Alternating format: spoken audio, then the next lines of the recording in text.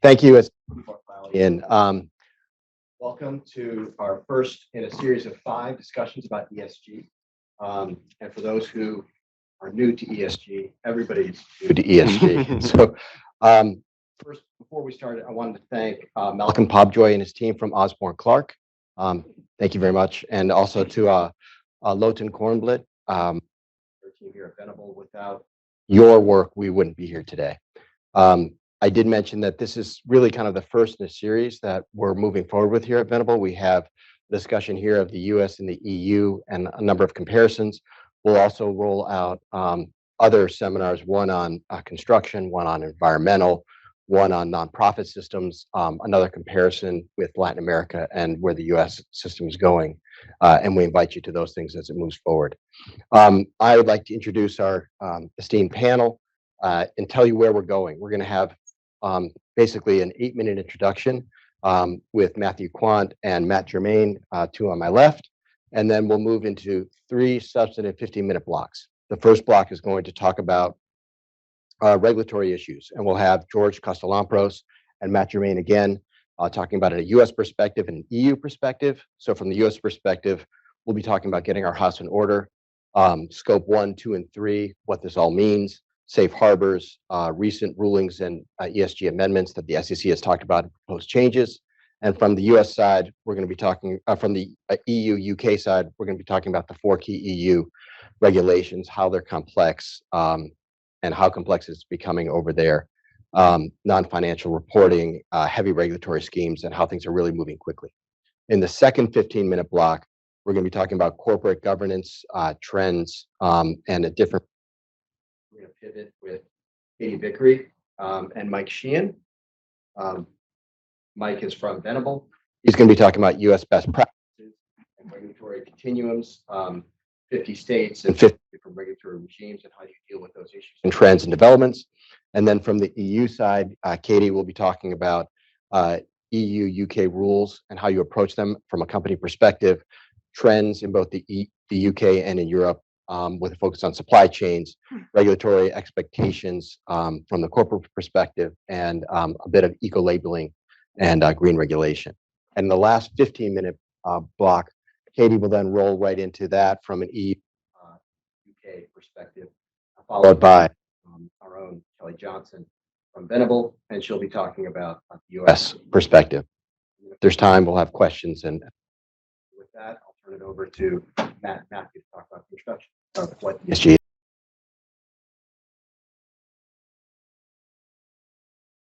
Matt and Matt show. I don't want to assume anyone here is an expert. I don't think any of us are yet, as the concept of ESG is still developing. But the E, the S, and the G stand for environmental, social, and governance, as most of you probably know. I should start off by saying I work with our corporate group in the DC office, Venable's DC office, and we are seeing ESG come up a lot more in the context of M&A transactions, in the questions that people are asking and the answers that people are looking for. The environmental piece of the 3 definitely gets the highest billing, I think, because in the mind's eye, there's most to attach to that, in the concept of emissions, air and water pollutants, waste management. People can readily attach to that. The S and the G are in our minds of equal importance. The S stands for social, and in the context of the corporate world can come increasingly in the topics of labor rights, health and safety, gender diversity, anti-corruption, those types of things, mainly the impact on the community surrounding the corporation. And then governance is within the corporation. People have thought about this a lot in the terms of shareholders' rights, staggered boards, data transparency, business ethics, and executive compensation. So those are the general topics. But a lot of this starts off on whether people think that this is a fad that is not here to stay, or whether they are already a believer that this is something of corporate importance. So I would be interested to know of those in the audience, not that you have to commit to one far end of the spectrum or the other, but who falls more on the I'm not sure and still figuring this out side. I don't know whether this is something that is going to stick around. I feel like this might be a fad. Anybody in the audience identify more on that side of the spectrum? Okay, I see a couple hands. Who is on the other side of the spectrum that they are here because they think this is something that is going to stick around and they're interested in learning more? Okay, so it seems like more of the hands in the room are on that side of the fence. We find that it could be that many of you are the sole believer in a sea of skeptics at your company, and so the idea of bringing this knowledge back could be of particular importance. As far as why I think or we think that ESG is here to stay, the public opinion is really shifting in that direction, and we are seeing that bubble up in terms of regulatory structures and regimes that are coming into play. But at the most basic level, people and consumers are desiring this of their companies. An increasing number of people are willing to pay more for a product or a service that comes from a firm that has ESG quality or compliance. There have been financial studies done that say that companies with high scores in the area of ESG absolutely have access to lower cost of capital. And so from a profit perspective, it does move the needle in that sense. But as far as what people are looking for, or why this topic is of increasing importance, I think the picture that I like to have in my head, or that I want to paint to you, is in old Western movies when they build the movie sets and they have the saloon or the hotel or things that are built out of wood, but they're only a foot thick or a half meter thick. People are increasingly looking at companies to say, is what you're doing in these three areas just a foot thick? Are you putting up some type of facade, or are you backing up what you were saying? Not just in the concept of greenwashing, maybe people have heard that term specifically in the context of the environmental, but we are also seeing that come into play in the S and the G.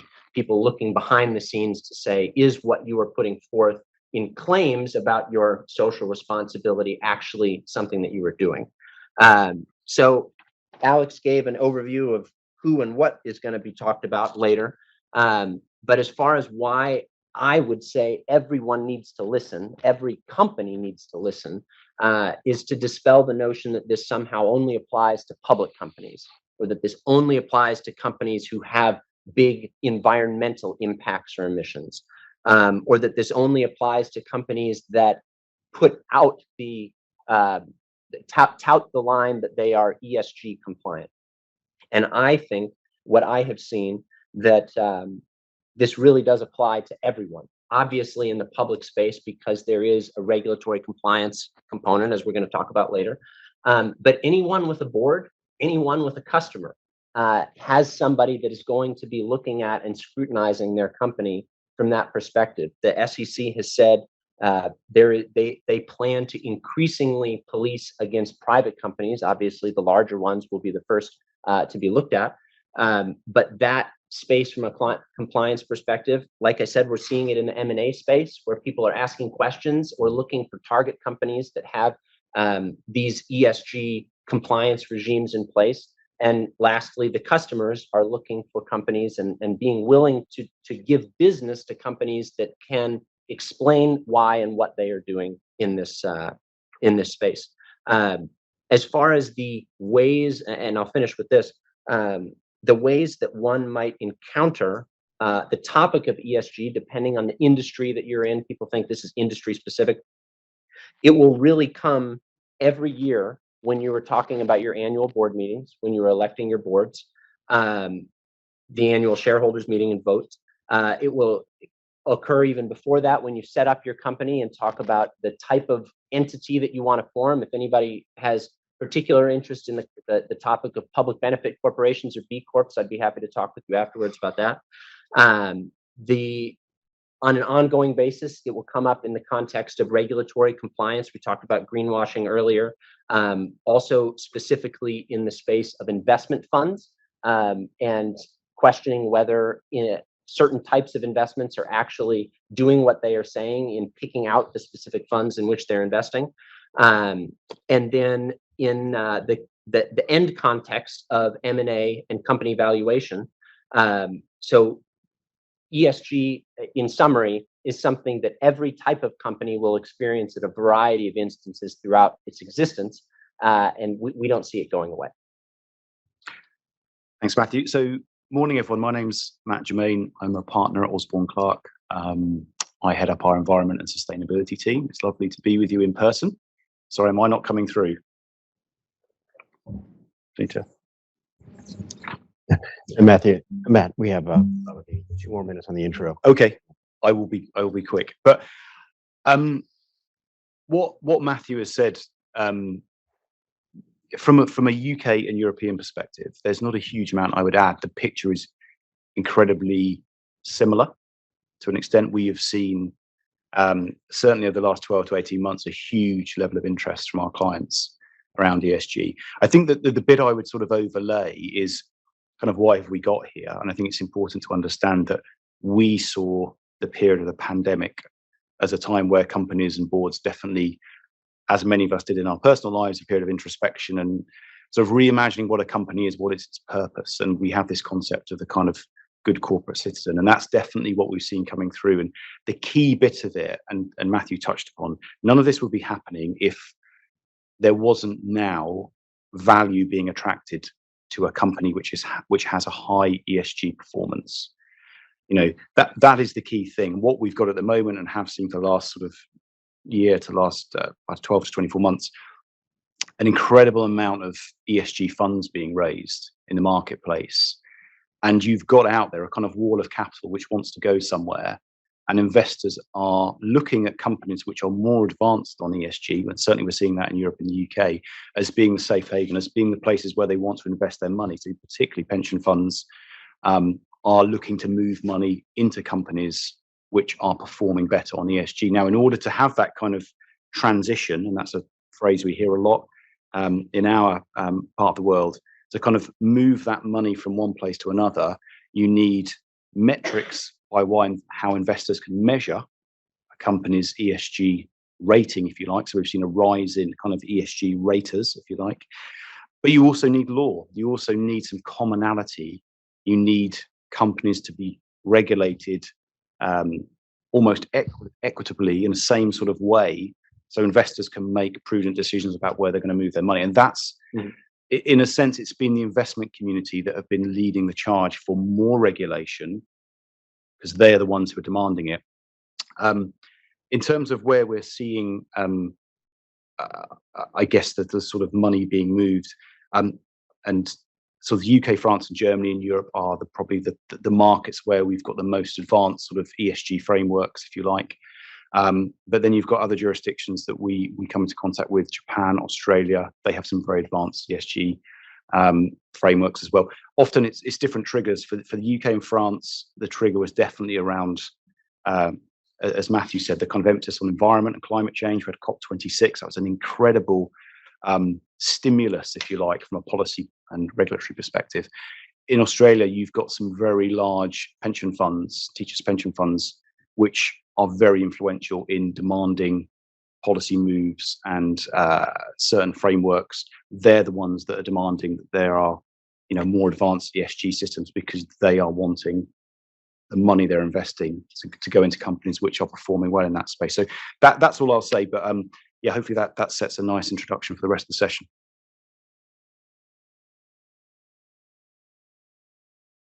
Okay, that was a great transition, Matt. Thank you.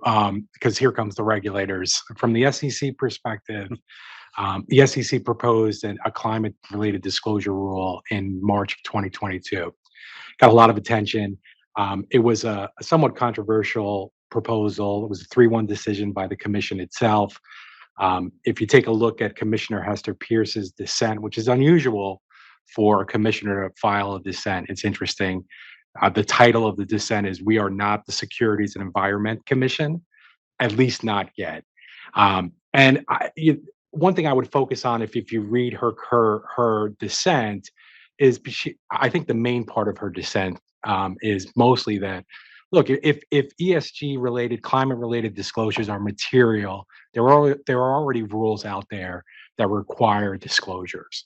But as Matt and Matthew, I think, pointedly, set forth is this is important to investors, and there's got to be a set of rules out there, and that's what's being proposed. So let me quickly go through what the climate related disclosures as to issuers requires. It's basically three categories. One is disclosures, risk related disclosures, climate related risks, and their material impacts to the company. Governance disclosures. What from a governance standpoint is the issuer doing? Then the second part of this category is greenhouse gas emissions, and this is what are the emissions that are resulting from the company and the company's businesses. I'll get into specifically what those mean because I think that's where a lot of the controversy on this rule comes from. And then third is information about climate related targets and goals and transition plans, if there are any. So let me go to the emission scopes. This comes from the Greenhouse Gas Protocol, which is an accounting and reporting standard. So under the GHG protocols, there are three scopes of emissions. One is scope 1, and that's basically emissions from the company's own machinery or methane emissions. So just think of it, it's coming from what the company is producing itself. Scope 2 emissions is similar. It's generation of electricity purchased or consumed by the company. And then scope 3 emissions, which is the more controversial part of this. This is indirect emissions. And what does that mean? These are emissions that are not controlled or owned by the company. Think emissions associated with production and transportation of goods the company purchased from its suppliers, emissions from employees commuting or traveling on business, and the processing or use of the registrant's products by third parties, for instance, automobiles.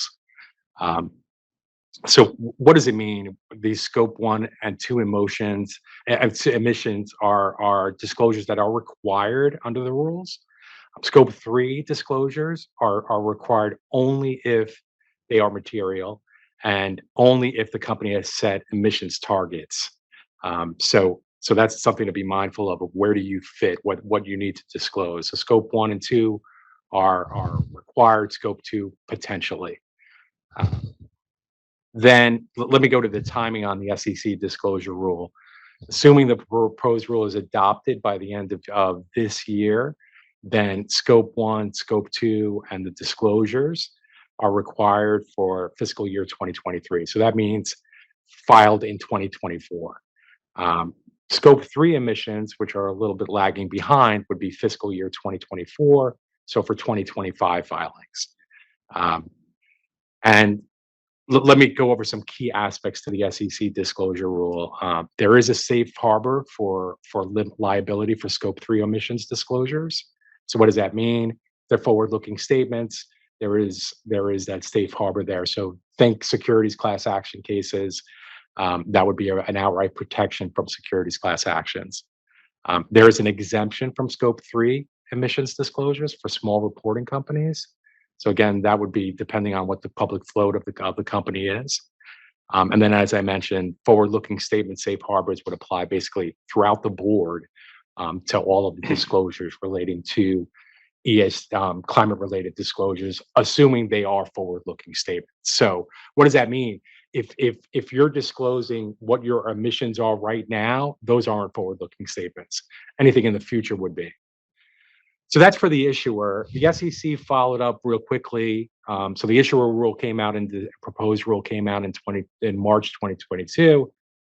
In May 2022, the SEC also proposed rule amendments to investment advisor rules and investment company rules relating to ESG disclosures. And this followed some greenwashing cases that the SEC brought. Again, greenwashing cases where advisors were representing that they were focused on investments in ESG related funds, and those disclosures, at least from the SEC's perspective, were not correct. So the proposed rules, what do they do? They require specific disclosures on ESG strategies and fund prospectuses. They introduce a standard table for ESG funds to disclose information. And require certain environmentally focused funds to disclose GHG emissions.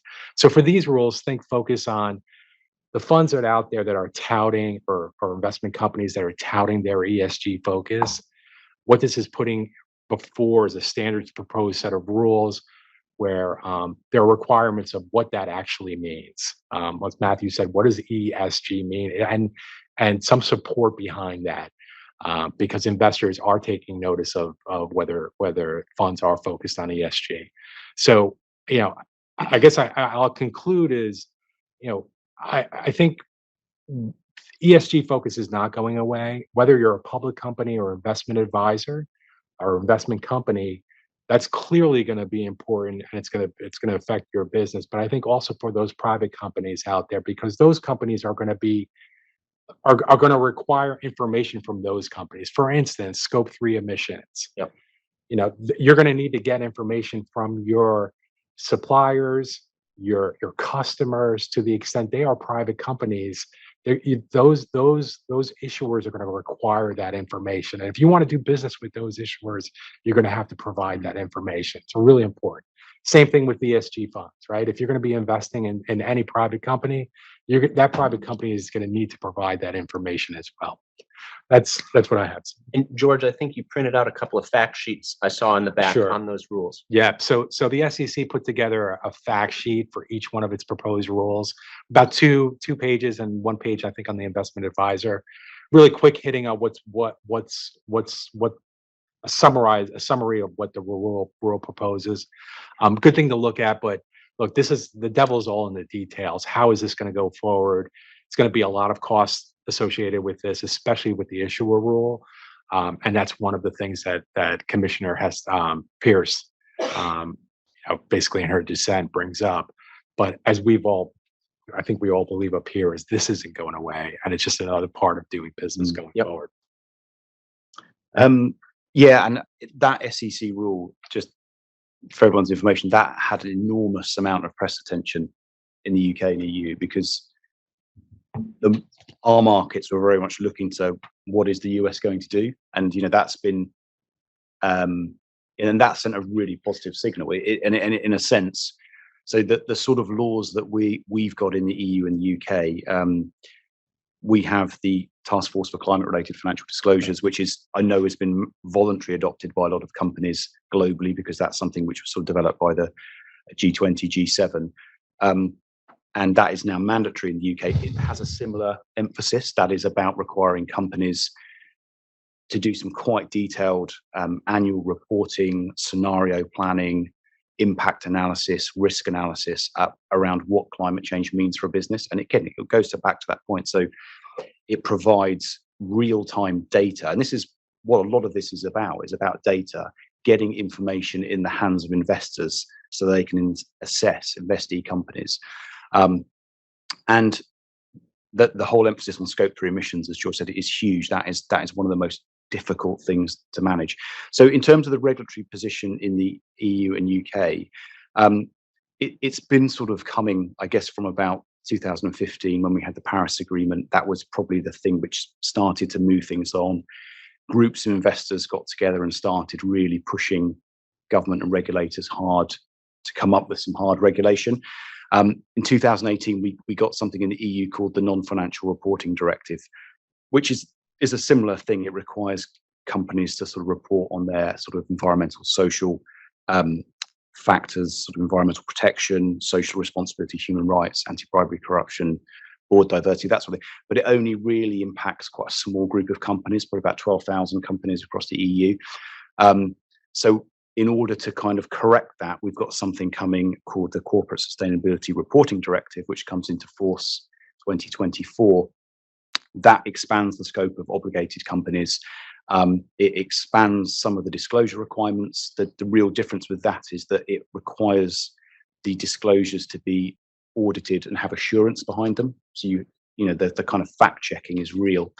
And I think importantly, from a US audience, it also mandates non-EU companies that have a substantial presence in an EU jurisdiction, and also companies which have securities listed on EU regulated markets. So this directive is going to be a little bit more global in a sense. So that's definitely one to watch. Very briefly, on regulatory, there's also a bit more around environmental sustainability. We have something called the SFDR, the Sustainable Financial Disclosure Requirements. That's very much aimed at financial market participants, where effectively they have now got to label their funds with a sort of sustainability tag. They have to kind of assess them as to how sustainable they are. And in order to do that, and again, that's giving transparency to investors. So how sustainable is that fund? Is it an Article 6 fund? Is it an Article 9 fund? There's some different demarcations. But in order to do that, one thing that we've had brought in the EU and is also coming into the UK is something called a taxonomy, which is effectively, it's all very well having all of these disclosure requirements, but there's a need that everyone is saying the same thing and calling the thing the same thing, if that makes sense. So how do you determine what is sustainable? And that is what the taxonomy is doing. It's like a great big dictionary. And any disclosures made in relation to any of these regulations has to be what's called taxonomy aligned. And again, it comes back to the point I say again, it gives that information, transparency information to investors. So those 4 pieces of regulation are the things which are really driving things forward. In the UK, because obviously we are not in the EU anymore, there are certain divergences. The one thing I'd probably mention, and obviously not a lot of time, you touched on it there, George, we've got net zero transition plans are going to become mandatory in the UK for large companies to actually publicly disclose how that company is going to transition to net zero. The UK government has set a very ambitious net zero target by 2050, and absolutely rightly, companies are going to be at the forefront in helping to deliver that. So there will be a real focus on these net zero transition plans for companies to show and demonstrate how they are transitioning their businesses. Because a lot of this is it's what this transformation is around ESG is we not only have a kind of planet emergency, but the global economy is massively going to be stretched and stressed by all of these factors, such as climate change, and companies need to be, and are, I think, and want to be at the forefront of that.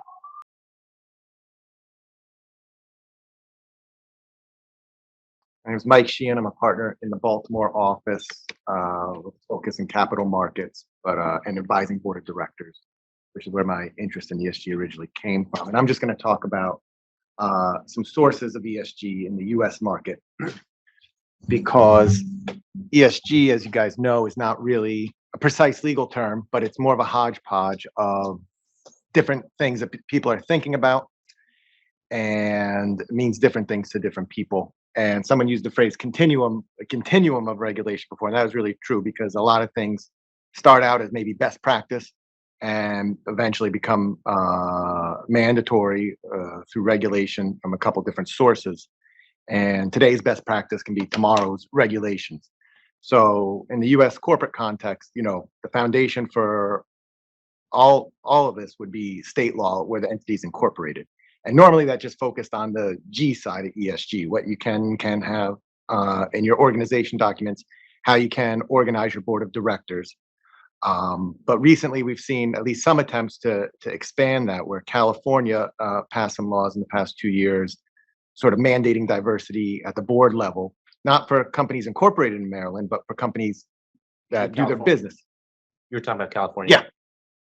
Where their headquarters or principal place of business is California. And that was a really big change in the corporate world, that a state would try to regulate that way, because normally you would say, well, that's up to the company's state of incorporation. Now, both those rules were struck down, but the way they were struck down was interesting, because they didn't reference the decisions striking it down, didn't reference the so-called internal affairs doctrine, saying, well, you can't regulate if you're a Delaware corporation that has your headquarters in California can't really regulate the board of directors. So the fact that they kind of were silent in that area, to us, makes it seem like, well, more states are going to try that. This isn't going to be the last time that states try to put some E&S regulations into their corporate law. After state law, the SEC for public companies is again the big one, and George did an excellent job talking about the climate change rules. That's really one of the biggest things that's come down in the past couple of years. The other recent new rule from the SEC is Universal Proxy Card, which is going to start affecting annual meetings in 2023, and we still don't know how that's going to affect activist investors or proxy contests. After SEC, you've got the securities exchanges, which do have mandatory rules. New York Stock Exchange and NASDAQ, of course, are two big ones. They don't regulate as much. NASDAQ recently did have a rule mandating gender diversity on the board, and that was probably the biggest change in either of their rules since Dodd-Frank Act in 2011. So it is coming through, and wouldn't be surprised to see more. And then as we kind of move over to more voluntary or best practices, a lot of popular voluntary reporting regimes that companies are thinking about when they're disclosing. This can be in their proxy statements. A lot of larger companies are putting out what they call sustainability reports. It's totally optional, but it is sort of almost a marketing document to show what they're doing. The two most popular ones that we see are TCFD, the Task Force on Climate-Related Financial Disclosure, and SASB, which is the Sustainability Accounting Standard Boards. Now, again, those are best practice, but what we're seeing with this SEC rule, I think the final SEC rule is going to have a huge overlap with some of these, especially TCFD. So it kind of shows that one generation's best practice is going to get adopted, and maybe sooner rather than later in the climate change area. Someone mentioned net zero earlier, and that I think is another big one where, 3 years ago, we didn't see a lot of companies talking about that in their proxy statements. Last year, people were talking about, all right, let's disclose how we can be net zero by 2050. And this year, we're saying, well, let's disclose how we can be net zero by 2030. So the pace is really accelerating. Another best practice that's coming up is companies' EEO-1 forms, which is typically private, about data relating to the makeup of your employees. That's normally submitted only to the Department of Labor, but we're seeing a lot of companies choose to disclose that publicly to give more data about diversity, not just at the board or management level, but across the entire employee base. And then a couple other sources where this is coming from that, again, are not mandatory, but can be pretty powerful is in the public company space. You've got your proxy advisory services. And the two biggest ones there are Institutional Shareholder Services and Glass Lewis.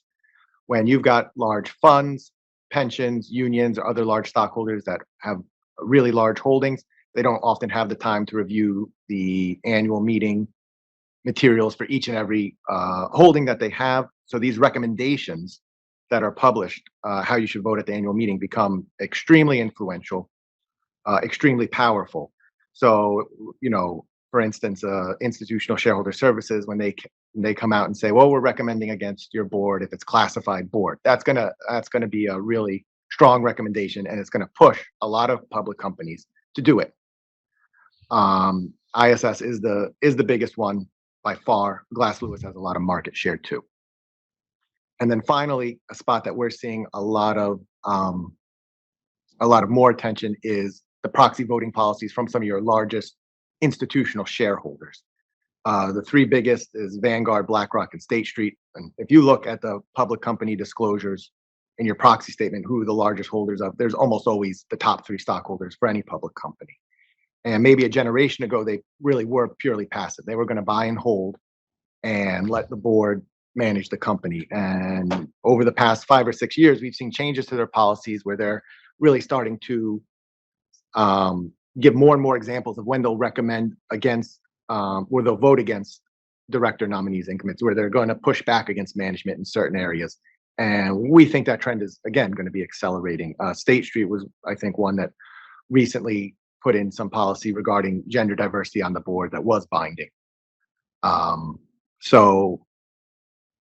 then the last one is your maybe a little smaller, but a little not activist investors, but long-term investors who are more active, and that's often unions and public pensions. You'll get a lot of proposals from them. You'll get a lot more calls from them, and they're definitely the ones that are putting out a lot more of these ESG proposals that you'll see. Best practice. We'll have it. We have some clients that are getting calls every year from them on something new. The biggest example there was the New York City comptroller, put out proposals for proxy access in 2018. And by 2020, almost every public company had one, whether they had gotten the proposal or not. If the institutional shareholders, enough of them have a policy, it can gain a critical mass very quickly and see a really wide adoption throughout public companies. So people don't often think about those, but when they get together, agree on something. And the one you heard an example in almost every one of mine is gender diversity at the board level, and that's one that's gotten very popular with everything. And at this point, almost every public company of any size is going to have some binding regulation on that. And that's it for me. Fantastic. Kelly and I are the gender diversity. So here we are. This is good. Good morning, everybody. My name's Katie Vickery. I'm a partner from Osborne Clarke's London office. I'm an international regulatory and compliance partner. So I help businesses that are going out into new markets and launching new products. And I can imagine you sort of sit and listen to all this, well, I do, and think, gosh, this is a bit scary if you're sitting in an organization and you're trying to figure out what to do with this, and there's so much regulation and there's so much pressure, if that's possibly coming from investors, from other stakeholders, maybe just from consumers or people who are acquiring your services, really putting pressure on you. So really there's quite a big pace of change that's coming about, and hopefully what you've got a sense of from all of us is that it really doesn't matter, to Matt's point, when you put your hand up, if you're a climate change denier or whether you're like, no, let's get rid of all the emissions in our company. It doesn't really matter where you sit. If you're running a business, you're running a corporation, these are issues that you're going to have to address and have to face, because you're getting judged by it. Okay, you're getting judged. If it's not by the law, you're getting judged by other stakeholders around there. So if you accept that, and you accept you're going to have to put some changes into the business, it becomes quite tricky then to figure out what to do. And I think that's really the change that we're seeing from our clients, is that yes, they've got ESG, but it's like, but now what do we do with it practically? What do we do? And I was talking to a GC recently, and she said, look, actually, ESG touches absolutely everything the company does. This is not like a little silo, it kind of a department. It touches everything that we do. And so how are businesses responding to that in the UK and Europe? Well, we see some people who are sort of appointing people to help. So maybe somebody who's appointed purely for ESG, maybe a chief sustainability officer is becoming very trendy. Some businesses are creating ESG committees or board subcommittees to deal with ESG. And, I'm not going to knock any of those. All of that absolutely has merit. But I think what we're seeing, and it's back to that point from the GC, that it touches everything. And really, from a governance perspective, this is something that has to be board led. So to make ESG effective and to make these changes to address the issues that we've talked about, the board's really got to have oversight. The board has got to be setting the strategy and setting the direction, and also making sure that the controls within the business are working. And it's by doing that you'll improve your metrics and improve the ways the business is operating in relation to ESG. So that's my first point. It's got to be addressed at highest level. This is not something to kind of delegate to one person. If you are that one person in the business, that is a struggle, I know, but have a chat afterwards about how you get the board with you on giving you some budget to deal with this. I think the other interesting thing that we're seeing in terms of instructions is the number of in-house legal teams who are trying to figure out what their part is in all of this. So the company may be very sophisticated in terms of its sustainability strategy, or more broadly its ESG strategy, but they haven't really figured out how the legal team can support with that. And we've actually got a quite an interesting project on at the moment with a big global consumer product business who is just trying. The legal team is sort of recognizing that the business is pushing forward a very ambitious sustainability agenda, but they're really not involved in it. So Matt and I are kind of figuring out what the gaps are. So how can that legal team upskill itself? What should it be involved in to really help the business drive that sustainability agenda? And we've had quite a few of those, of legal teams just sort of finding out their place. And what we're trying to do is really develop something quite practical for them. So both a risk register and an action plan, so that everybody actually knows what it is they should be doing. So I thought it might just be interesting to pick up on a few trends. So as US businesses, some of the things that some of the mood music, if you like, across Europe and the UK that you just might want to think about if you have any kind of business activities going on over there. And the first point I would just pick up is on supply chain. And to George's point about scope, the various scope emissions, I mean, that is just part of it. But I think what we're seeing is a huge focus on supply chains. Now, you've always had that obligation to make sure that you have an awareness and you do some due diligence, usually of your immediate suppliers, but this is kind of going a bit further than that. So it's like due diligence on steroids.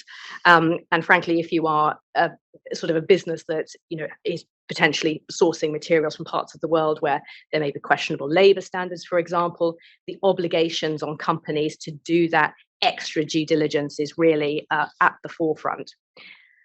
And so I think the emphasis is on companies when they're either onboarding suppliers or when they're managing suppliers. It's really going into the depths of the environmental credentials that business has.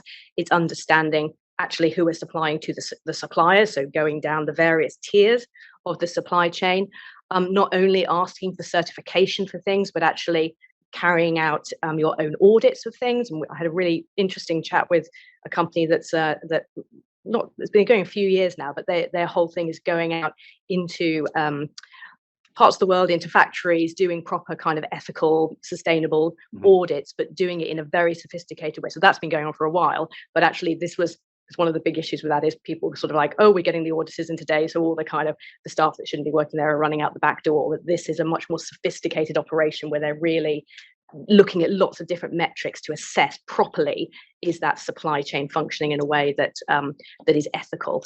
So you're seeing much more of a drive in that, and companies really needing to prove that.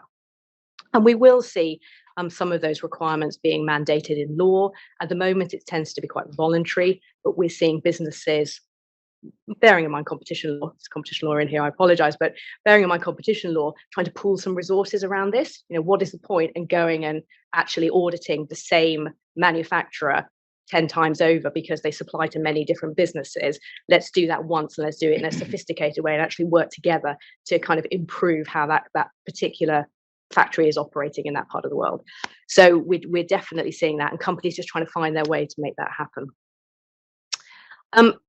The other kind of quite interesting point I just wanted to bring out in terms of supply chains, and again, it's quite an interesting sort of point around substantiation. So I'll talk a little bit in the enforcement bit about sort of greenwashing and where that's going, but the emphasis in the UK on really needing to be able to substantiate the environmental claims that you're making, and having some really good credentials around that. And we've got a matter going on at the moment for a large cosmetics company. They are headquartered in France, but they have global reach. And they very admirably wanted to come out with a sort of set of 20 statements all around sustainability and all the kind of ESG principles to explain what they wanted to do as a company. And in order to substantiate that, they got some big sort of auditing and assurance companies, people like Deloitte and Bureau Veritas, to come and spot check their data. So they're not looking at every single bit of their data, spot checking their data and writing a nice letter saying, hey, we're Deloitte's, we've looked at this, this is fine, all these claims can be substantiated. And they've come to us and we've said, I'm afraid not. In the UK, certainly, and pretty much I think in any country around the world, that's not going to wash. I'm afraid you're going to need to, in each country, consider whether or not you're meeting the substantiation rules in that particular country. And it's caused a real problem. And the French are sort of struggling a bit with why we won't just accept the Deloitte's letter and wave that in front of the regulator, but it's really not good enough. So real issues around supply chain substantiation. The other kind of trend I just really wanted to focus on, and Matt's touched on it a little bit as well, is just the extent of the green initiatives that are coming out of EU and UK. And this really stems from something called the EU Green Deal, which is a set of policy initiatives which are designed to make the EU climate neutral by 2050. So it's a set of policy objectives, and it covers really a very broad range of things, from biodiversity to circular economy, to building renovation to farming. So it's really quite broad.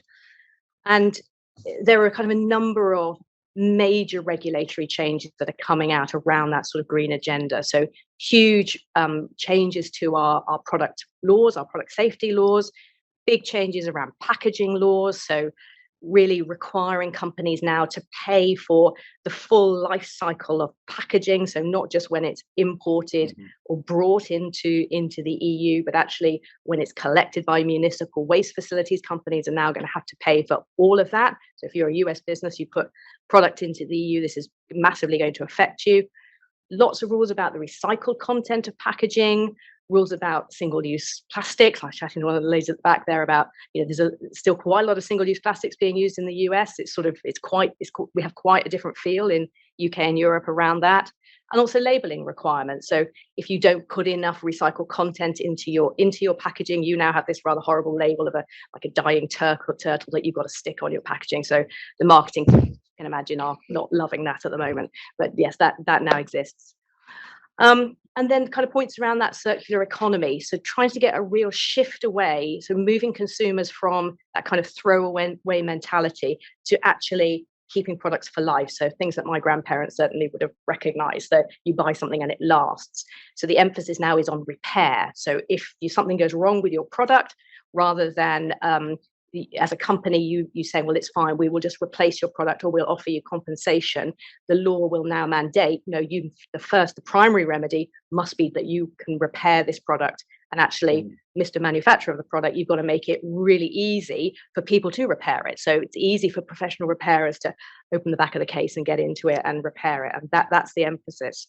And that then, of course, breeds a whole new kind of world. There's lots of innovative ideas coming in around secondhand and refurbished goods. So we've got a big mobile phone company who's looking at, can we actually source phones from around the world and then sell it as a kind of refurbished product? So buy your vintage, if you like, or your pre-loved mobile phone, that kind of thing. So this is very much what is coming. So there's really great changes afoot. And I think don't be embrace the change, recognize that actually you need to try and be proactive. People are trying to keep on top of the laws. We're getting lots of requests for horizon scanning, and can you tell us what's coming in, but also see the opportunities. So businesses are seeing those opportunities that ESG can present as well. So it's kind of both sides of the coin. So just to key off of your packages with dying turtles on it, Yes, we can move straight into enforcement. we can move straight into which Right. I'm going to continue, and then Perfect. pass over to the lovely Kelly. So in terms of enforcement, we've got a slightly different culture, I think, in UK and EU. We don't have a plaintiff bar in the same way, or we have companies or we have organizations that are certainly concerned about environmental issues and are beginning to kind of challenge companies who are potentially making environmental statements as to whether or not they're accurate. But the kind of amount of money that's at the end of that is much, much smaller than exists in the US, I think. Kelly's going to tell me I'm right here. So the incentive, if you like, is there, but it's more for moral reasons rather than because there's going to be a big kind of paycheck at the end of it. So really what we're seeing in enforcement at the moment is much more about the regulators really pushing forward enforcement and ensuring that companies are beginning to comply with the laws that are coming out.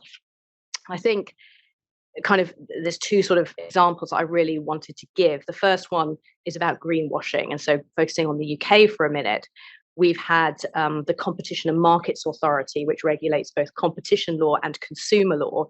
And they, in September of last year, produced something called the Green Claims Code.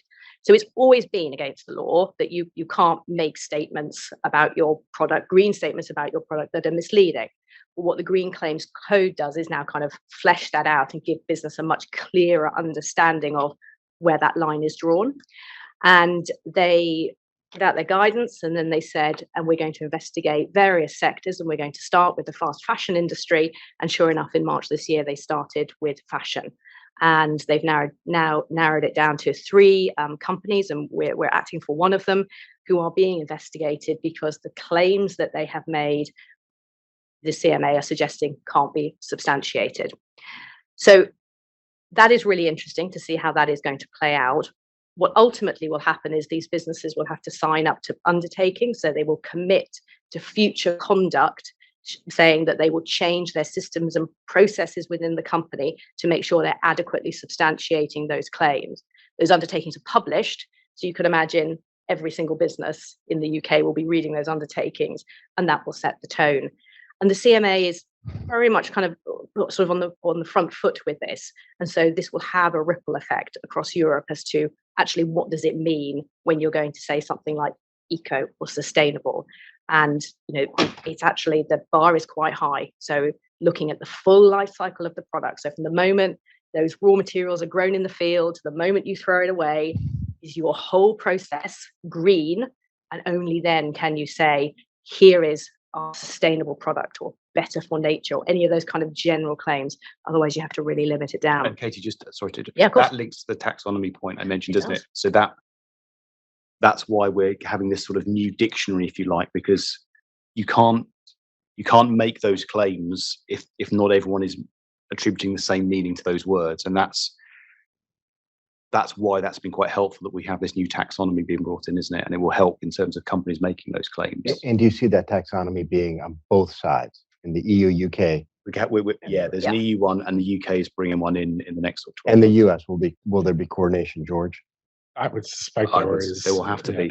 Definitely within the commission works closely with the UK regulators, but outside of consumer protection, that's not my area, but I would suspect that everyone's going to be looking at what guidance is out there. The SEC looked at the GHG protocols and others that were out there. So this is all going to be, I think, fleshed out and ultimately coordinated. Yeah. Yes. Sorry to interrupt. No, not at all. My second example, and I'm sure you will be familiar with it. It was a large commercial bank based in Europe who their group sustainability officer turned out to be a whistleblower, and basically came out and said, hey, all the claims that this company is making about how green it is and how it's investing in green assets, this is actually a misrepresentation. But what I think is really interesting is the reaction from the German regulator was to immediately go and raid the offices of the said bank. So 50 officials from the regulators plus the police turned up in reception.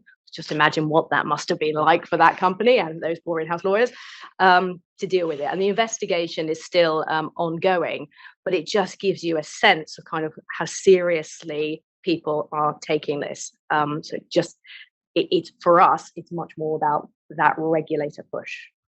Ellie.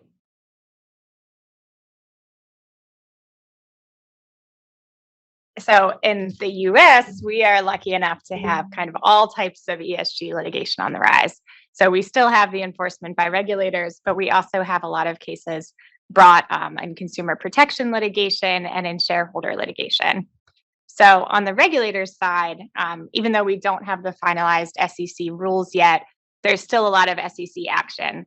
ESG issues started to get a lot of attention in March 2021 from the SEC. And this is when the SEC announced the creation of a climate and ESG task force.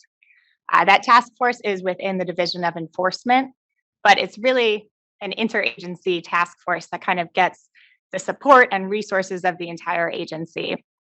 And the purpose is to find companies that were duping investors about their environmental risks or other ESG misconduct. And George kind of said this earlier, but the point was not to be the environmental police. The point was really to look at their relationships with investors and what they're presenting to the public about the environmental claims and the social and governance.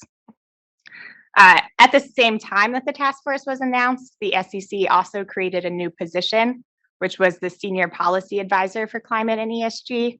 And the role of that position is to advise the agency on ESG initiatives across the entire division. So this is just another example of the SEC showing that not only is ESG a priority for them, but they're also ready to put kind of all their resources into it and really spend the time and interagency focus working on these issues. Luckily, they've been pretty straightforward and transparent about what they're looking for. So at the same time that they announced the task force, they kind of told us exactly the specific fact patterns that they expected the task force would be looking at. So for issuers, they're looking at whether they're falsely stating that they've met an ESG target or omitting disclosures of material ESG events. For funds, it's whether they're selling an ESG product or service without a plan as to how they're kind of going to follow through with that or how they're going to measure their adherence. And then for proxy voting, it's whether they're voting in a manner that's consistent with their customers and their clients' ESG mandates and in line with their fiduciary duties.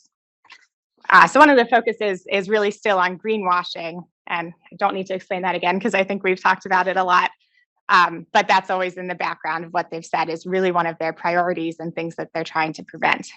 So we've seen a lot of activity from the task force really in the last 5 or 6 months, which makes sense because SEC investigations take a long time.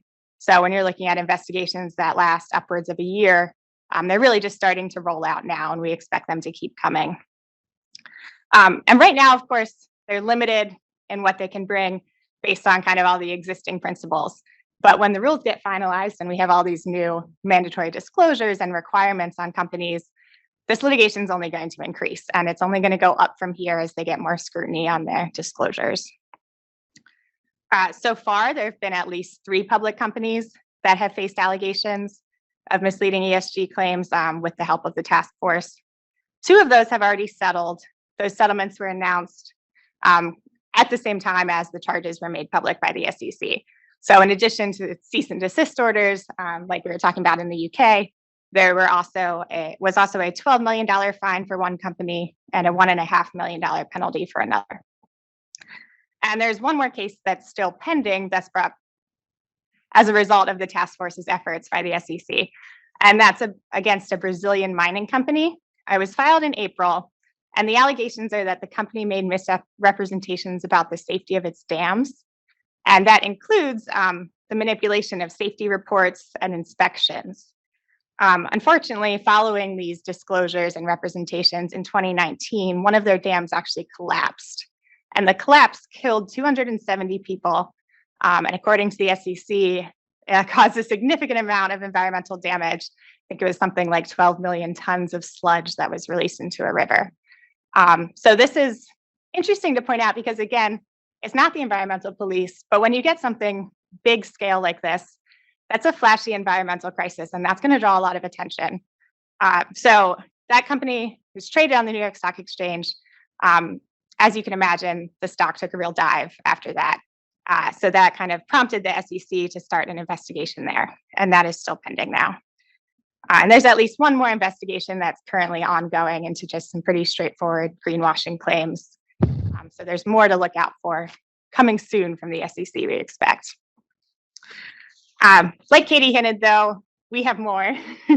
We also have consumer protection actions. Consumers care a lot about ESG issues right now, and that's really true when it's things that they're dealing with every day.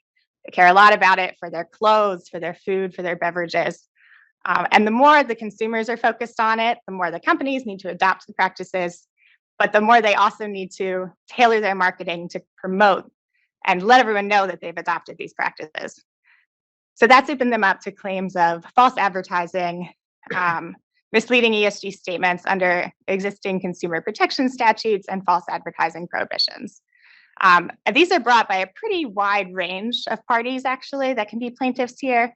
We do have private plaintiffs, but there's also state attorneys general, the FTC, and nonprofit groups that are also bringing cases. And the last big category that we have is shareholder securities litigation.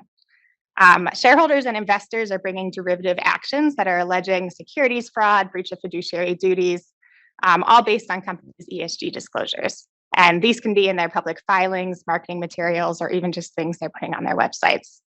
And this is another area that I want to keep coming back to. It's on the rise, but it's only going to go up. The more we have disclosure rules, and as these get finalized and there's new requirements, it's going to keep increasing with kind of an expanded arsenal and increased scrutiny there. Just a couple examples of some consumer and shareholder litigation. Just I think they illustrate some good points about what's being filed, what consumers are looking at, but then also what's succeeding and what has more merit and is surviving past dismissal stages. One of the big themes you'll see is that what we're really looking at and what courts are looking at is misstatements. They're not as concerned with omissions, at least at this point. And when they're looking at the misstatements, they're looking for things that are really firm commitments and really presented as factual claims. They're not scrutinizing to the same level kind of the aspirational statements and kind of puffery. One really good example of this is a case that was just recently dismissed in the Southern District of New York. And that was a putative class action against a wool shoe company. The plaintiffs allege that various environmental impact and animal welfare claims made by the company were misleading. Some of those statements included representations that the sheep, the sheep used by the company for their wool were living the good life. There were also commercials that showed them kind of happily grazing in fields, just a sunny picture of these, sheep that were going into the manufacturing process. They also had statements about sustainability meets style and that they had a low carbon footprint. The animal welfare claims, the court dismissed quickly and said, those are supposed to be funny. That's obvious. They're puffery. That's just good marketing. The other claims, the more on the environmental impact side, those were actually dismissed because the company was really transparent about how they were calculating their environmental impact. So right on their website, they were saying, this is the methodology we use. This is the calculation. This is the result. And plaintiffs had a problem with it because they thought, it kind of goes back to the supply chain and the life cycle of the product. They thought that this methodology wasn't a good enough or an adequate representation of the environmental impact of the company because it was more focused on just each individual product and a really small part of the whole wool manufacturing process. The court said that doesn't matter. It doesn't matter if you didn't think this is an adequate representation. It wasn't a misrepresentation, and they were clear with you and they showed you exactly what they were backing it up with and how they came to this. So this is, that's in line with older cases that have shown that kind of these aspirational and subjective comments are pretty safe. But on the other hand, when companies are making really specific factual representations, those claims are more likely to survive dismissal and get a little more scrutiny. The best example of that right now is the case that's pending in the Northern District of California. There, consumers filed a class action against a canned tuna company, which alleged that their products were 100% dolphin safe. I'm sure it's not surprising of you to hear 100% is kind of a buzzword that's going to get a lot of attention. The court found that the company's fishing methods were not actually dolphin safe and allowed that case to move forward. It's still pending now. They're in discovery, but it's a good cautionary tale because I think it's such a stark, obvious example to avoid things like 100% anything. It's just really dangerous territory to be going around saying that you're 100% anything unless you're 100% sure you can back that up.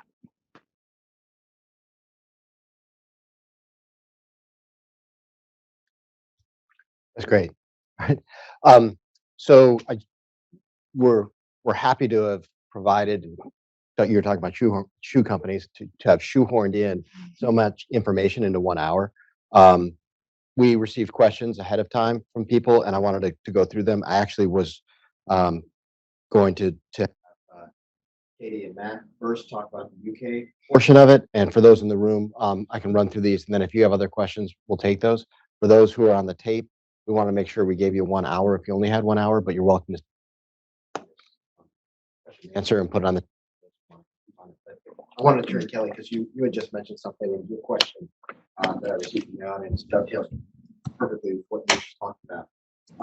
And you had mentioned about 100% of dolphin safe. Can you talk about what best practices companies may use to avoid, besides just that 100%, to avoid ESG liability here in the United States? Both the civil and Yeah, so I hinted at it or talked about it, even though it wasn't the main purpose of what I was saying about those cases. But one more thing that we can learn from that case with the shoe company is really about the transparency. They were able to really successfully defend themselves because they had everything to back up what they were saying. They provided all of that on their website. And when consumers came forward and said, we think you lied to us, we think you misrepresented, said, no, we didn't, and here it is.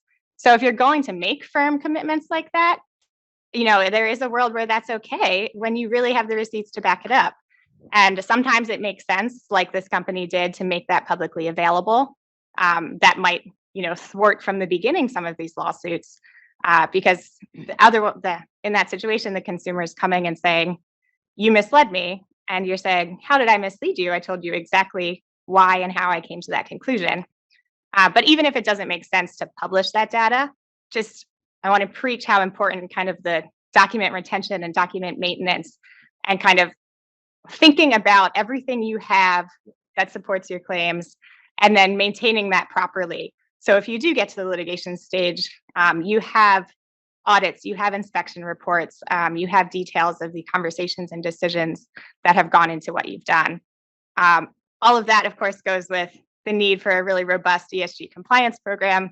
I hope that you've already gotten that point through our presentations, but that should really be the starting point, of course. Can I Go ahead. add on to that? As far as timing, not only during the course of the operation of a company, when you're talking about risks from a compliance perspective or a consumer at some point bringing an action against your company, the ultimate consumer of your company in an M&A transaction, the buyer, is going to be asking those same questions and looking for those same documents. We see that in the M&A context, due diligence.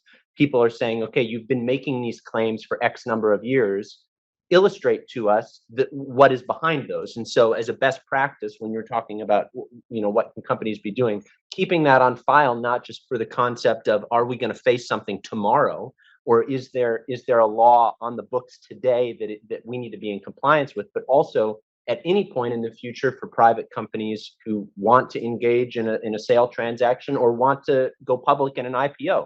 Those documents and questions are going to be asked at that point if they haven't been asked previously. Yeah, no, that's really helpful, Matthew. And it's a perfect pivot, Katie and to Matt, as we're talking about the US perspective. Do you treat the UK differently than the EU post-Brexit? And is it the same as the US perspective as Kelly and Matthew? Maybe I just pick, it's very similar in UK and EU in terms of substantiation, and it is actually that length of time as well that people sometimes miss. So the current CMA investigation, they're asking for documents going back 3 years. Another one with the CMA where they've gone back to the year 2000, which gives you a sense of how far back they're going, and the extent of the information that needs to be provided is huge. Yes. So for these fast fashion companies, they're having to prove for every single product what claims did they make, what substantiation did they have, provide screenshots of all this, and it just doesn't exist in the fast fashion world, which is something of a challenge. So yeah, I recognize a lot of that and would echo everything that you're saying. The only category we have that we can carve out is legally privileged, which presumably would apply for you guys as Yes. well. Yeah. Okay.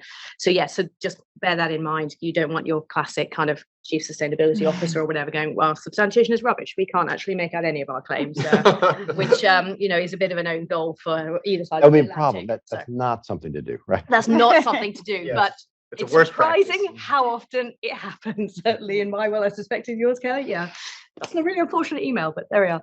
So, I would echo everything that Kelly has said. In terms of sort of looking at where UK and EU is, we have some slight differences between the UK and the EU.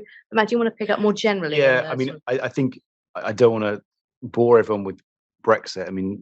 That is a very dull subject, but we do now in the UK have a very distinct set of laws and regulations. That is the basic truth of it. And if you isolate something like the environmental sustainability side, the UK government has set its own net zero target, and therefore a lot of the laws that are being developed in the UK are to that end, to help us meet that net zero target. As Katie said, the EU has its own net zero target. So you can already see that in that area, what's happening at the top policy level is then driving different behaviours in terms of law.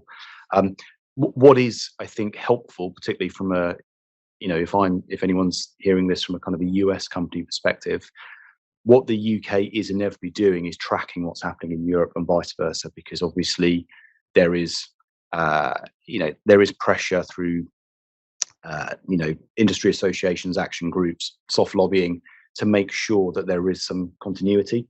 And so whatever Europe is bringing out, there tends to be UK following suit. It may be a little bit different. So the classic example I just mentioned was the European SFDR, the Sustainable Financial Disclosure Requirements. The UK is now bringing out something similar called the SDR.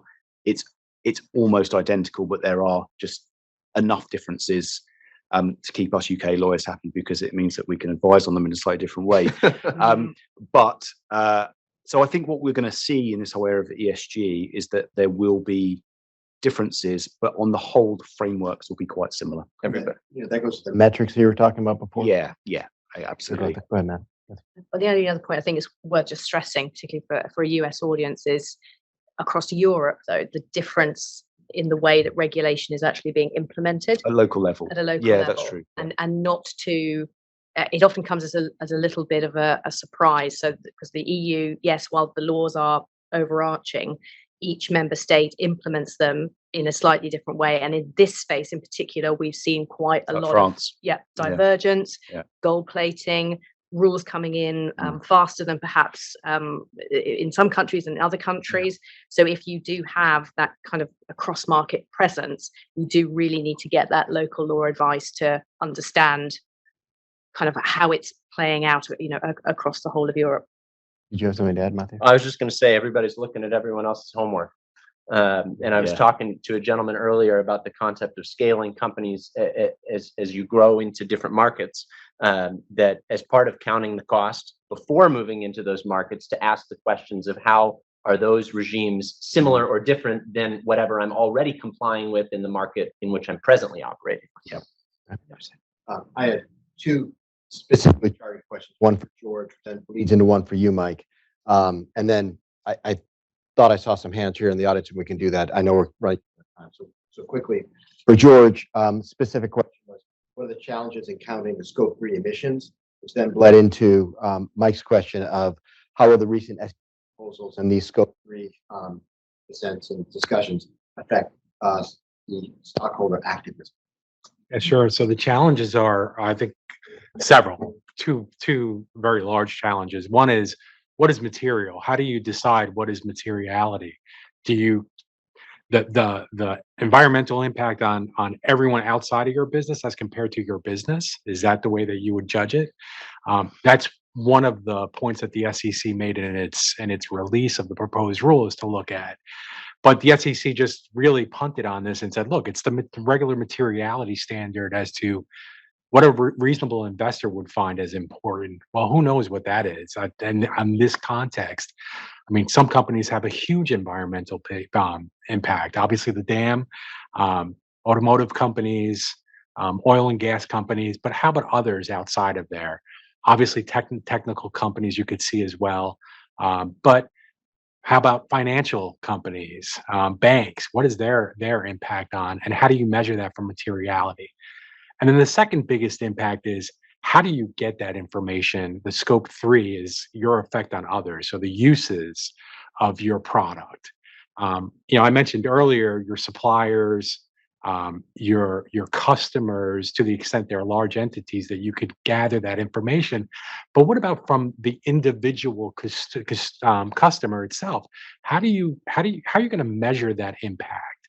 How do you get information about that? That's where I think there's a lot of sort of gray area and discussion in the overall community. Is sort of how are you going to meet those standards? So those are the challenges in meeting Scope 3 emissions.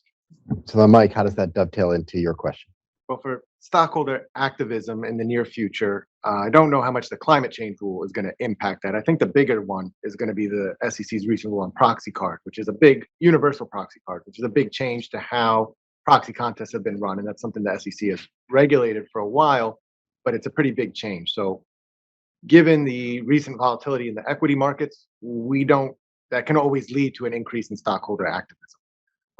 If that comes this time, we don't think necessarily the universal proxy cards are going to increase the amount of proxy contests being launched by activist investors, but it's going to make it a lot easier for them to get votes. So the contests that are launched, for the first time, stockholders are going to be able to vote for some dissident nominees and some company nominees at the same time, where before they could only choose one or the other. So we don't have all the data about how that's going to play out, but we do think it is going to make companies that get a proxy battle, it's going to be easier for the dissidents to get a lot more votes. So, again, if anyone's worried about that, you can a takeover defense preparedness check is always a good idea. Were there any questions from the floor? I see Emily saying we're out of time. So for anybody who has questions, we'll stay. I thank the panel. Thank you for your time and attention. And this is the first of many.